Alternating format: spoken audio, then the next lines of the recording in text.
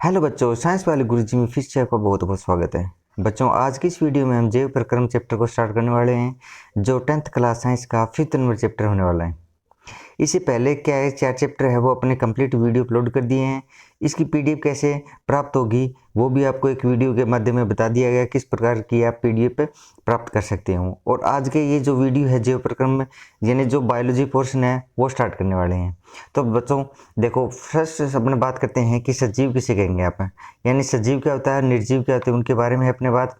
तो सजीव की बात करते हैं बच्चों कि जीवित वस्तुओं को सजीव कहते हैं, यानी जो भी जीवित वस्तु है उसको क्या कहते हो आप, सजीव कहते हो। यानी सभी जैसे पेड़ पौधे होते हैं, जीव जंतु होते हैं, वो सब के सब क्या होते हैं, जीव होते हैं, यानी क्या होते हैं, वो सजीव होते हैं। ठीक है, तो सजीव के लक्षण क्या होते हैं, सजीव क्या कर सकते हैं, गति कर सकते हैं, प्रचलन कर सकते हैं, उनमें पोषण होता है, वो वृद्धि करते हैं, वो श्वसन करते हैं, वो उत्सर्जन करते हैं, वो प्रजनन कर सकते हैं, और उनमें क्या होती है, मृत्यु भी होती है एक समय के बाद। ये सभी के सभी किसके लक्षण होते हैं बच्चों, ये सजीव के लक्षण होते हैं। उसके बाद हम बात करते हैं बच्चों निर्जीव, यानी जो उपरोक्त जो लक्षण नहीं मिलेंगे वो क्या होंगे, वो निर्जीव होंगे। यानी जिन वस्तुओं में उपरोक्त लक्षण नहीं पाए जाते उन्हें क्या कहते हैं बच्चों, निर्जीव कहते हैं। यानी जो ये ऊपर वाले लक्षण है वो पाए जाएंगे वो सजीव होगा, और जिनमें ये लक्षण नहीं पाए जाएंगे वो क्या होगा बच्चों, वो निर्जीव होगा।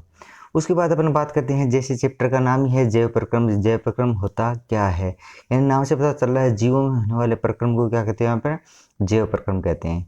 यानी जीवधारियों में जीवित रहने के लिए होने वाली जो समस्त क्रियाओं को सामूहिक रूप से क्या कहते हैं बच्चों, जैव प्रक्रम कहते हैं। यानी जीव जंतु में जितने भी जो जैव प्रक्रम होते हैं ना, जितनी भी जो प्रक्रिया होती है उसे सामूहिक रूप से क्या कहोगे अपन, जैव प्रक्रम कहते हैं। यानी वे सभी प्रक्रम जो सम्मिलित रूप से क्या कहलाते हैं, अनुरक्षण, यानी क्या कहते हैं, उनका मेंटेन रखते हैं, अनुरक्षण का कार्य करते हैं, उन्हें क्या कहते हैं, जैव प्रक्रम कहते हैं। बात यह है कि जैसे कि जो ये जो सबके सब जैव प्रक्रम है ना, वो बच्चों क्या करते हैं, जो बॉडी है ना, अपना शरीर है तो उसका करती है अनुरक्षण। अनुरक्षण का मतलब होता है अपना शरीर को मेंटेन रखती है। यानी जैव प्रक्रम क्या करेगा, अपने शरीर को क्या करती है, मेंटेन रखती है, यानी उसका क्या करती है, अनुरक्षण करती है। उसके बाद बात आती है बच्चों कि जैव प्रक्रम में क्या क्या चीज़ आएंगी। इस चैप्टर में अपने जैव प्रक्रम में क्या क्या पढ़ने वाले हैं, उसमें पढ़ने वाले बच्चों पोषण क्या होता है, यानी अपने पोषण कैसे करते हैं, अपन खाना खाते हैं, अपना जो अपने ऊर्जा मिलती है वो कैसे होती है वो बात करेंगे। उनका पाचन कैसे होता है, अब सब सांस कैसे लेते हैं, उसको वहन कौन करता है अपना, जैसे ब्लड करता है, उत्सर्जन कौन करेगा अपना उत्सर्जित पदार्थों का, प्रचलन क्या होता है, नियंत्रण व समन्वय क्या होता है, ये इत्यादि सब के सब किस में आएंगे, जैव प्रक्रम में आएंगे बच्चों। अब बात करते हैं कि जीवन के अनुरक्षण के लिए आवश्यक प्रक्रम। अनुरक्षण मतलब मेंटेनेंस, अपना जो शरीर का मेंटेनेंस के लिए क्या क्या जरूरी है, यानी अपने को भोजन की जरूरी है, पोषण की, सांस लेने की जरूरी है, श्वसन की, परिवहन उनका क्या होता है, भोजन जो ऊर्जा का परिवहन के लिए अपना रुधिर होता है, वृद्धि होनी जरूरी है अपने शरीर की, और उत्सर्जन भी जरूरी है। अब इनको एक एक करके पढ़ने वाले हैं सबको। सबसे पहले स्टार्ट करने वाले हैं पोषण क्या होता है बच्चों। यानी जीव शरीर को वृद्धि व विकास के लिए विभिन्न पोषकों जैसे कार्बोहाइड्रेट है, कार्बोहाइड्रेट मतलब शुगर, यानी शर्करा की बात हो रही है बच्चों, जैसे ग्लूकोज होता है। ठीक है, कार्बोहाइड्रेट, प्रोटीन, वसा, विटामिन व खनिजों की आवश्यकता होती है, उन्हें क्या कहते हैं, सम्मिलित रूप से क्या कहते हैं बच्चों, भोजन कहते हैं। यानी भोजन के माध्यम से अपन क्या क्या प्राप्त करते हैं बच्चों, कार्बोहाइड्रेट करते हैं, प्रोटीन, वसा, विटामिन, ये सब कहाँ से मिलते हैं अपने को, भोजन से मिलते हैं बच्चों। और भोजन को तय करने की प्रक्रिया को क्या कहते हैं बच्चों, पोषण। यानी भोजन में जो खाते हैं उसे क्या कहोगे आप, उसे अंतः ग्रहण करते हैं, यानी उसको क्या कहते हैं आप, पोषण कहोगे। अब पोषण की आवश्यकता क्यों है बच्चों, कि शरीर में जो क्रम की जो स्थिति के अनुरक्षण है और ऊर्जा प्राप्ति के लिए अपन क्या कहते हैं, ऊर्जा प्राप्त, एक तो अपने क्या होती है, शरीर को ऊर्जा मिल जाए, दूसरा अपना शरीर क्या रहे, मेंटेन रहे, अनुरक्षण रहे, उसके लिए क्या जरूरत होती है, अपने पोषण की जरूरत होती है। तो अब उसके बाद बात आती है कि सजीव अपना भोजन कैसे प्राप्त करते हैं। यानी सभी जीवधारी अपना भोजन समान प्रकार से प्राप्त नहीं करते, यानी सभी जो अपने अपने क्या होते हैं, सब में अलग अलग क्या होते हैं, प्रक्रम होते हैं भोजन को प्राप्त करने के लिए। अर्थात इनमें भोजन प्राप्त करने के लिए विभिन्न विधियां पाई जाती है।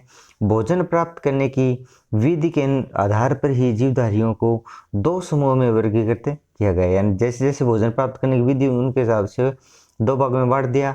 एक तो वो जो अपना भोजन थे उसे क्या कहते हैं, अपने स्वपोषी कहते हैं, और जो अपना भोजन स्वयं नहीं बनाते यानी जो स्वपोषी पे आश्रित रहते हैं उसे कहते हैं अपने विषमपोषी कहते हैं। यानी स्वपोषी क्या होगा देखो, यानी ये जीव अकार्बनिक स्रोतों से जो CO2 तथा जल ग्रहण करके कार्बनिक खाद्य पदार्थ बनाते हैं, सभी पेड़ पौधे आएंगे और कुछ जीवाणु किसमें आएंगे, स्वपोषी। यानी सीधी भाषा में आपको ये ध्यान रखना है, जो अपना भोजन स्वयं बनाते हैं उसे क्या कहते हैं, स्वपोषी कहते हैं। जो भोजन अपना स्वयं न बनाते दूसरों पर आश्रित रहते हैं उसे कहते हैं अपने विषमपोषी। और स्वपोषी के एग्जाम्पल क्या देने आपको, सभी हेरे जितने पेड़ पौधे होंगे और कुछ जीवाणु हो जाएंगे। बात करें विषमपोषी क्या होती है, तो आपको विषमपोषी के बारे में बता दिया कि ये जीव होते हैं वो जटिल कार्बनिक पदार्थों को ग्रहण करते हैं, जिससे विघटन के द्वारा जैव उत्प्रेरकों यानी एंजाइमों की सहायता से क्या करते हैं, वो अपना भोजन प्राप्त करते हैं, जैसे कि जंतु और कवक की बात करते हैं। यानी दूसरी भाषा में बात करें तो विषमपोषी उसे कहते हैं जो प्रत्यक्ष या परोक्ष रूप से स्वपोषी पर अपना भोजन के लिए आश्रित रहते हैं, उसे क्या कहते हैं अपन, विषमपोषी कहते हैं। और एग्जाम्पल की बात करें तो जंतु और कवक आ जाते हैं। यानी स्वपोषी पोषण क्या होते हैं, डिटेल से देखें तो बात करें कि यह पोषण की वह विधि है जिसमें जीवधारी सरल अकार्बनिक पदार्थों से जटिल कार्बनिक पदार्थों का निर्माण करते हैं। यानी सरल जो कार्बनिक पदार्थ होगा उसको क्या उपयोग में लेते हैं और उसे क्या बना लेते हैं, जटिल कार्बनिक पदार्थ होते हैं। यानी कि सरल क्या होते हैं, अकार्बनिक पदार्थ होते हैं और उसका उपयोग करके क्या बना लेते हैं, जटिल कार्बनिक पदार्थ बना लेते हैं। और सभी हरे पेड़ पौधे और कुछ जीवाणु इस विधि से अपना पोषण प्राप्त करते हैं। ठीक है, तो बच्चों आपको इस चीज़ की ध्यान रखना। उसके बाद अपन बात करते हैं कि ये कैसे बनाते हैं, किस विधि द्वारा अपना ये स्वपोषी होते हैं ना, वो स्वपोषी अपना पोषण करते हैं, वो किस विधि द्वारा करते हैं, तो अपन बात करेंगे उनमें क्या मिलेगा, प्रकाश संश्लेषण पाया जाएगा। तो अब बात करते हैं प्रकाश संश्लेषण क्या होता है। यानी इस प्रक्रिया में हरे पेड़ पौधे पर्णहरित की सहायता से यानी क्लोरोफिल की सहायता से क्या करते हैं, अपने भोजन प्राप्त करते हैं। तो आपको ये चीज़ें आपको ध्यान रखनी है। ठीक है बच्चों, ये कैसे बनाएंगे। उसके बाद अपन बात करते हैं यानी इसकी प्रक्रिया होगी कैसे। यानी बात करें तो प्रकाश संश्लेषण की जो क्रिया है वो किस प्रकार होगी, तो आपको इस चीज़ का ध्यान रखना है कि प्रकाश संश्लेषण यानी इस प्रक्रिया में हरे पेड़ पौधे पर्णहरित यानी क्लोरोफिल की आवश्यकता होती है और सूर्य की क्या जरूरत होगी, प्रकाश की आवश्यकता होगी। उपस्थिति में जो मृदा से जल तथा वायु से क्या करते हैं, CO2 ग्रहण करके शर्करा यानी कार्बोहाइड्रेट का निर्माण करते हैं और साथ ही ऑक्सीजन उत्पाद के रूप में मुक्त करते हैं। इसे क्या कहते हैं, प्रकाश संश्लेषण कहते हैं। यानी क्या करते हैं, CO2 कहाँ से लेंगे, ये पर्यावरण से ले लेंगे और जल कहाँ से ले लेगा, पेड़ पौधा जमीन से ले लेगा। यानी क्या हो गया, जो मृदा से क्या ले लेंगे, जल ले लेगा और क्या CO2 कहाँ से ले लेगा, जो पर्यावरण से ले लेगा। और साथ में क्या जरूरत पड़ेगी, सूर्य का प्रकाश और पर्णहरित और क्या बना लेगा, अपना भोजन के रूप में क्या बना लेगा, ग्लूकोज यानी कार्बोहाइड्रेट बना लेगा। साथ में ऑक्सीजन रिलीज कर देगा और कुछ मात्रा में जल भी मुक्त कर देगा। उसके बाद अपन बात करते हैं कि प्रकाश संश्लेषण की जो प्रक्रिया होती है उसमें 3 चरण होते हैं। उन 3 चरण कौन से वो ध्यान रखना है। पहला होता है कि क्लोरोफिल द्वारा प्रकाश ऊर्जा को अवशोषित करना होता है। दूसरा होता है कि प्रकाश ऊर्जा को रासायनिक ऊर्जा में रूपांतरित करना तथा जल अणुओं का हाइड्रोजन व ऑक्सीजन में विघटन करना। और तीसरा होता है CO2 यानी कार्बन डाइऑक्साइड का कार्बोहाइड्रेट में अपचयन। ये तीनों आपको ध्यान में रखने हैं चरण। उसके बाद बात नया टॉपिक आता है कि रंध्र क्या होते हैं। यानी रंध्रों के द्वारा क्या होता है कि गैसों का आदान प्रदान होता है और जल का वाष्पोत्सर्जन होता है। यानी पौधों के जो हरे भागों की जो बाह्य त्वचा में असंख्य सूक्ष्म छिद्र उपस्थित होते हैं जिन्हें क्या कहते हैं बच्चों, रंध्र कहते हैं। और प्रकाश संश्लेषण क्रिया के लिए गैसों का अधिकांश आदान प्रदान इन्हीं रंध्रों के द्वारा होता है। इसके अलावा जो रंध्र है उनका क्या काम है वो देख लें। इसके अलावा जो रंध्र होते हैं वो पौधे के जो हरे भाग में जल का अतिरिक्त मात्रा को जल वाष्प के रूप में बाहर निकालने का भी कार्य करते हैं। इस प्रक्रिया को क्या कहते हैं बच्चों, वाष्पोत्सर्जन कहते हैं। यानी बात करते हैं कि वाष्पोत्सर्जन में क्या होगा, वाष्पोत्सर्जन तथा गैसों का जो आदान प्रदान है वो रंध्रों के खुलने व बंद होने पर निर्भर करता है। यानी यदि रंध्र बंद होते हैं तो वाष्पोत्सर्जन व गैस विनिमय रुक जाता है बच्चों। उसके बाद अपन बात करते हैं विषमपोषी पोषण क्या होता है। ये स्वपोषी पोषण के बारे में बात कर लिया। स्वपोषी पोषण वो होते हैं जो अपना भोजन स्वयं बनाते हैं, जैसे पेड़ पौधे, और किस विधि द्वारा बनाएंगे, वो प्रकाश संश्लेषण द्वारा। उसके बाद अपन रंध्र पढ़ लिया, बात करते हैं विषमपोषी पोषण क्या होता है। यानी पोषण की वह विधि जिसमें जीव विभिन्न रीतियों से पोषण प्राप्त करते हैं विषमपोषी पोषण कहलाते हैं। यानी भोजन के स्वरूप, भोजन की उपलब्धता तथा इसे ग्रहण करने के ढंग के आधार पर विषमपोषी पोषण की विधियों को विभिन्न प्रकार की भी हो सकती है। जैसे हम बात करते हैं शाकाहारी, बात करें बच्चों कि शाकाहारी क्या होते हैं। यानी गाय है, हिरण आदि सीधे ही जो घास और वनस्पति को खाते हैं उन्हें क्या कहते हैं, शाकाहारी कहते हैं। और मांसाहारी कौन होता है, जो मांस खाता है, जैसे शेर और बाघ होते हैं, वो क्या करते हैं, मांसाहारी, जो मांस को खाते हैं। ठीक है बच्चों। उसके बाद आते हैं मृतपोषी, जो मरे सड़े गले को खाते हैं उसे क्या कहते हैं, मृतपोषी। जैसे बात करते हैं अपन फफूंद होगी, यीस्ट है, मशरूम आदि जो मृत व सड़े गले जो कार्बनिक पदार्थों से भोजन ग्रहण करते हैं, इसलिए कहते हैं इसे मृत भोजी कहते हैं। और सर्वाहारी क्या होता है बच्चों, जो सब कुछ खाता है, जो मांस भी खाता है और अनाज भी शाकाहारी भी होता है। यानी बुल्ला जैसी बात करें, बिल्ली है, कुत्ता है, मनुष्य आदि जो वनस्पति उत्पादों और जंतुओं और उसे उत्पादों को खाते हैं, इसलिए कहते हैं इनको सर्वाहारी कहते हैं बच्चों। उसके बाद बात करते हैं परजीवी क्या होते हैं, यानी कुछ ऐसे जीव होते हैं जो अपने पोषण को बिना मारे अपना पोषण प्राप्त करते हैं। क्या करते हैं, जो अपने जो पोषक होते हैं बिना मारे ही, जैसे उसे क्या कहते हैं परजीवी। जैसे हम बात करते हैं बच्चों, अपने शरीर पे जो जूं होती है, लीच होती है, फीताकृमि होती है, और एक अमरबेल पादप है, वो भी किसका एग्जाम्पल है, एक परजीवी का बहुत अच्छा एग्जाम्पल है। उसके बाद अपन बात करते हैं कि जीव होते हैं वो अपना पोषण कैसे करते हैं, किस प्रक्रिया द्वारा करते हैं जीव। जैसे बात करते हैं अमीबा की, बात करते हैं अमीबा में पोषण कैसे होता है बच्चों। अमीबा एक कोशिकीय प्राणी, कैसे प्राणी बच्चों, एक कोशिकीय प्राणी होती है जो अपने जो कोशिकीय सतह पर बनाए गए अंगुली समान जो अस्थायी प्रवर्धन द्वारा भोजन कणों को पकड़ता है। यह प्रवर्ध भोजन कणों को चारों ओर से घेर लेते हैं और जो संगठित होकर क्या कहते हैं खाद्य रिक्तिका बनाते हैं, और इनमें भोजन कणों को पाचन हो जाता है और अवशिष्ट पदार्थों को क्या कर देते हैं शरीर से बाहर निकाल दिया जाता है बच्चों। उसके बाद पैरामीशियम है, तो उसमें पोषण कैसे होता है। पैरामीशियम भी क्या होता है बच्चों, एक कोशिकीय होता है, लेकिन पैरामीशियम का आकार निश्चित होता है, अमीबा का आकार निश्चित नहीं होता। किंतु इनकी कोशिका का आकार निश्चित होता है और अमीबा का आकार निश्चित नहीं होता। ध्यान रखना बच्चों, दोनों एक कोशिकीय हैं और एक विशिष्ट स्थान से, एक स्थान भी क्या होता है निश्चित, एक विशिष्ट स्थान से भोजन को ग्रहण करते हैं और इसकी सतह पर उपस्थित जो पक्षमाभ होते हैं जो भोजन कणों को क्या कहते हैं मुख हाथ तक ले जाने में सहायता करते हैं बच्चों। इस प्रकार ध्यान रखना है प्रभु। जैसे बात करते हैं बच्चों एक कोशिकीय जीव के एग्जाम्पल आपको ध्यान रखना, कौन कौन से, अमीबा भी होते हैं और पैरामीशियम भी, दोनों किसके एग्जाम्पल है, एक कोशिकीय एग्जाम्पल है। उसके बाद अपन बात करते हैं कि मनुष्य में पोषण कैसे होता है। ये तो अपन अमीबा की बात कर दी, पैरामीशियम की बात कर दी। यानी मानव में क्या होता है कि पाचन तंत्र पाया जाता है, क्योंकि ये एक बहुकोशिकीय जंतु हो गया मानव, और अमीबा तो एक कोशिकीय है, पैरामीशियम भी एक कोशिकीय है, लेकिन मनुष्य क्या होता है, मनुष्य के बहुकोशिकीय जीव है, इसलिए क्या होता है उसमें के पाचन तंत्र पाया जाता है। यानी भोजन को अंतःग्रहण से लेकर मल त्याग तक के एक तंत्र जिसमें अनेक अंग होते हैं, ग्रंथि आदि सम्मिलित होते हैं जो सामंजस्य के साथ कार्य करते हैं, इन्हें पाचन तंत्र कहते हैं। ठीक है बच्चों। उसके बाद अपन बात करते हैं कि पाचन में भोजन के जटिल जो पोषक पदार्थ होते हैं उनको बड़े अणुओं को विभिन्न रासायनिक क्रियाओं एंजाइमों की सहायता से सरल व छोटे घुलनशील पदार्थों में परिवर्तित कर दिया जाता है, यानी तोड़ दिया जाता है। यानी पाचन तंत्र निम्न दो चरणों में होता है। कौन कौन से, एक तो हार्नाल होती है, दूसरी होती है उसमें पाचक ग्रंथियाँ शामिल होती हैं बच्चों। अब अपन बात करते हैं कि आहारनाल, अब पाचन तंत्र में स्टार्ट करते हैं, आहारनाल से स्टार्ट करते हैं बच्चों। आहारनाल क्या होती है, ठीक है।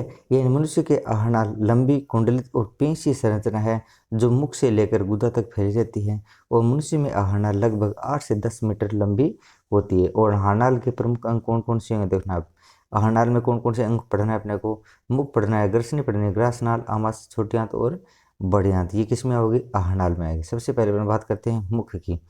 मुख क्या होता है बच्चों, देखो मुख दो गतिशील पेशीय होठों के द्वारा घिरा होता है जिन्हें ऊपरी होठ व निचले होठ कहते हैं। मुख मुख गुहा में खुलता है। भोजन को हाथों द्वारा जो निवाले के रूप में मुख में ही रखा जाता है। फिर उसके बाद कहाँ पहुँच जाता है, ग्रसनी पहुँच जाता है। यानी ग्रसनी में किसी प्रकार का पाचन होता है। ध्यान रखना बच्चों, ग्रसनी में पाचन नहीं होता है, यह भोजन को ग्रसिका में भेजने का कार्य करती है।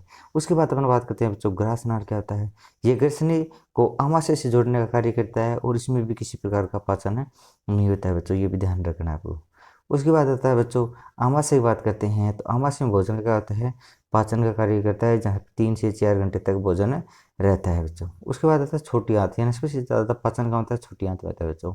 यानी इस भाग में भोजन में सर्वाधिक पाचन एवं अवशोषण होता है। उसके बाद आती है बड़ी आंत बच्चों। इसका मुख्य कार्य होता है जल व खनिज लवणों का अवशोषण करने का कार्य किसका होता है, बड़ी आंत का होता है। यानी मोस्टली पाचन छोटी आंत में हो जाता है, और बच्चा खचा कुछ जल और खनिज होता है उसका अवशोषण बड़ी आंत में हो जाता है। उसके बाद जो अवशिष्ट होता है वो क्या होता है, हमारे जो गुदद्वार द्वारा क्या हो जाता है, एग्जिट हो जाता है, यानी क्या किया जाता है, उत्सर्जित कर दिया जाता है।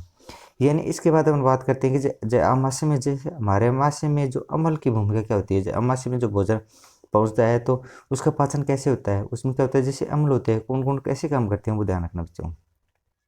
कि हमारे आमाशय में उपस्थित जठर ग्रंथि होती है आमाशय में, जिसके द्वारा एक अच्छी स्रावित होता है, और यह आमाशय में अम्लीय माध्यम बनाता है। क्या बनाता है बच्चों, अम्लीय माध्यम बनाता है। और अच्छी भोजन के साथ जो जीवाणु भी आ जाते हैं उसको भी क्या कर देते हैं, नष्ट करके भोजन को सड़ने से क्या करता है, बचाने का कार्य करता है। तो आपको ध्यान रखना है कि सेल के कार्य क्या होते हैं। उसके बाद हम बात करते हैं पाचक एंजाइमों के कार्य, जो यानी एंजाइम कार्बनिक जैव उत्प्रेरक हैं जो विभिन्न जैव रासायनिक क्रियाओं की दर बढ़ा देते हैं, और ये पाचक क्रिया के कार्बोहाइड्रेट प्रोटीन वसा के भोजन जो पाचन को क्या बनाते हैं, सुगम बनाते हैं। जो मुख गुहा में कौन सा होता है, एमाइलेज एंजाइम पाया जाता है। ध्यान रखना बच्चों, मुख गुहा में कौन सा एंजाइम पाया जाएगा, एमाइलेज एंजाइम पाया जाएगा, जो क्या करेगा, कार्बोहाइड्रेट का आंशिक पाचन करके उसे माल्टोज में बदलता है बच्चों। और उधर में क्या पाया जाएगा, लाइपेज नामक एंजाइम मिलेगा जो वसीय अम्ल व ग्लिसरॉल में बदलता है। किसको बदलता है, लिपिड को, वसा को क्या कर देगा, वसा को क्या कर देगा, वो चेंज कर देगा। उसके बाद बात आती है बच्चों कि यकृत के कार्य क्या होते हैं। तो आपको ध्यान रखना है कि यकृत होता है बच्चों, इसका कार्य क्या होगा वो ध्यान रखना है। बात करते हैं बच्चों यकृत के कार्य। यकृत पीतरस का स्राव करता है, एक तो ध्यान रखना है, पीतरस का स्राव करता है जो आमाशय में आए भोजन को क्या बना देता है, आमाशय से जो भोजन क्षारीय आता है उसको क्या बना देता है, जो अम्लीय भोजन आता है ना आमाशय से, उसको क्षारीय बना देता है। और यकृत क्या करता है, दूसरे ध्यान रखना बच्चों कि यकृत होते हैं ना, वो यकृत ग्लाइकोजन के रूप में भोजन को क्या करता है, संचय करता है। यकृत में होता है जो भोजन का होता है स्टोरेज। उसके बाद यकृत वसा व विटामिन का संचय भी करता है, और यकृत वसा के इमल्सीकरण में सहायता करता है जो भोजन को सड़ने से रोकता है। इमल्सीकरण का मतलब बच्चा होता है कि जो वसा की बड़ी बड़ी गोलियां होती है, यानी बड़े कणों को छोटे छोटे कणों में तोड़ना है, क्या करता है, इमल्सीकरण करता है। उसके बाद अपन बात करते हैं श्वसन क्या होता है बच्चों, ये अपन नेक्स्ट वीडियो में देखेंगे कि श्वसन मनुष्य में श्वसन की प्रक्रिया क्या होगी। यहाँ तक आपको वीडियो कैसे लगा, अच्छा लगा तो लाइक करना, शेयर करना, और पहली बार आए हो तो चैनल को सब्सक्राइब भी कर लेना, क्योंकि यहाँ पर आपको सभी चैप्टरों की वीडियो मिलने वाली है बिल्कुल फ्री, और साथ में PDF भी मिलने वाली है। ठीक है बच्चों, धन्यवाद वीडियो देखने के लिए।